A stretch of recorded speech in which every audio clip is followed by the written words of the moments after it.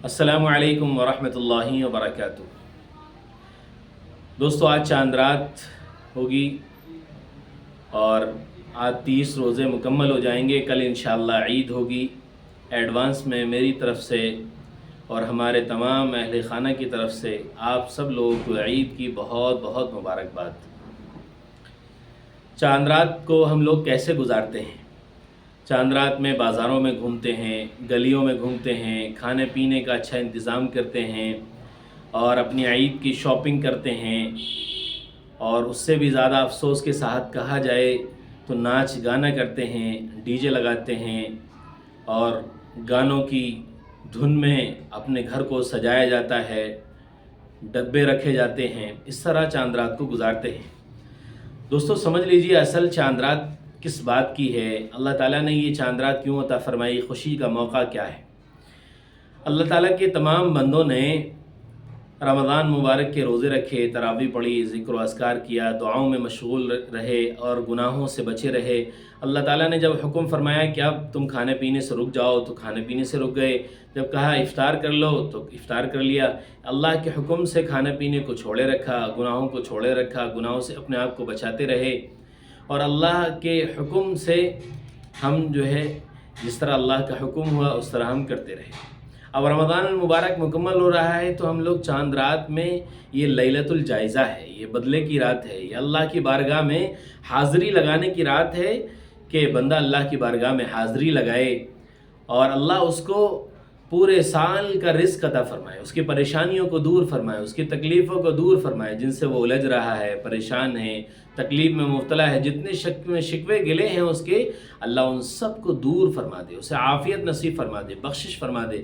تو یہ بدلے کی رات ہے۔ اس رات میں اللہ تعالیٰ، دیکھیے جس دن سارے دل مر جائیں گے، قیامت میں جو قیامت کی ہولناکی کا منظر ہوگا، جس دن سب لوگ ڈرے ہوئے ہوں گے۔ آپ دیکھیں ذرا سا بھوکمپ آ جاتا ہے، زمین ہل جاتی ہے، اس دن، اس رات میں، اس دن میں جب بھوکمپ آتا ہے، لوگ کیا کر دیتے ہیں؟ وحشت میں پڑ جاتے ہیں، ڈرے ہوئے ہوتے ہیں، آنکھیں پھٹی کی پھٹی رہ جاتی ہیں، دل کھلا کا کھلا رہ جاتا ہے کہ اب کیا ہو گیا، زمین ہل رہی ہے، بھوکمپ آ رہا ہے۔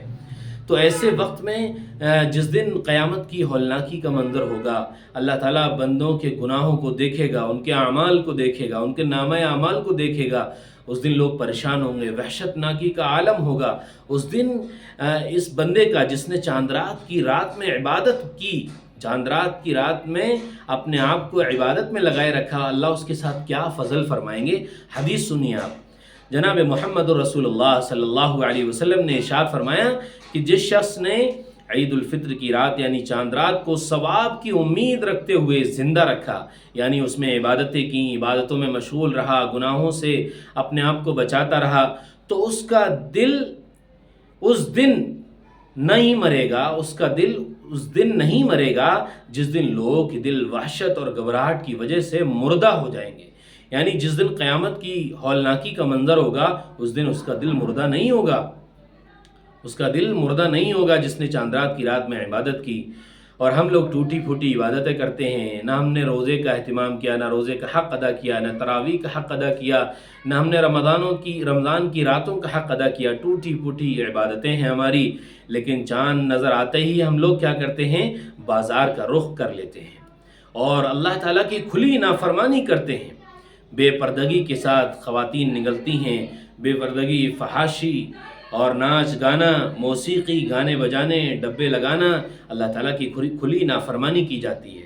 اللہ تعالیٰ کے نافرمانی کرنے والے اعمال کیے جاتے ہیں۔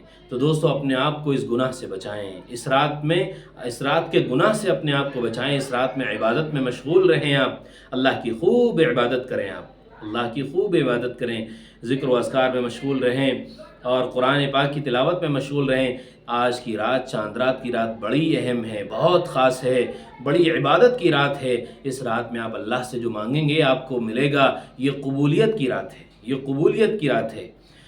فضائل اعمال میں شیخ الحدیث حضرت مولانا زکریا رحمۃ اللہ علیہ نے لکھا ہے 5 راتوں کے بارے میں کہ یہ 5 راتیں ایسی ہیں کہ ان راتوں میں دعا قبول ہوتی ہے، اللہ دعا کو قبول فرماتا ہے۔ کون کون سی ہیں وہ 5 راتیں؟ 8 ذی الحجہ کی رات، 9 ذی الحجہ کی رات اور 10 ذی الحجہ کی رات اور عید الفطر کی رات اور شب برات یعنی 15ویں شعبان کی رات. اور اس کے آگے امام شافعی علیہ الرحمہ کے حوالے سے تحریر فرمایا کہ 5 راتیں دعا کی قبولیت کے ہیں: جمعہ کی رات، عید کی رات، رجب کی رات اور نصف شعبان کی رات. اور فقہا نے جن راتوں میں جا کر عبادت کرنے کو مستحب و افضل قرار دیا ہے ان میں عیدین کی رات ہے، خاص کر عیدین کی رات ہے. اس لیے دوستو اس رات کو بہت عبادت کے ساتھ گزاریں اور اپنے آپ کو گناہوں سے بچائیں، اور ویڈیو کو زیادہ سے زیادہ شیئر کریں تاکہ ہر مسلمان بھائی تک یہ ویڈیو پہنچے اور لوگ اپنے آپ کو چاند رات کے گناہ سے بچائیں. چاند رات عبادت کی رات ہے. اللہ ہم سب لوگوں کو عبادت کرنے کی توفیق عطا فرمائے، ہمارے گناہوں کو معاف فرمائے. السلام علیکم ورحمۃ اللہ وبرکاتہ.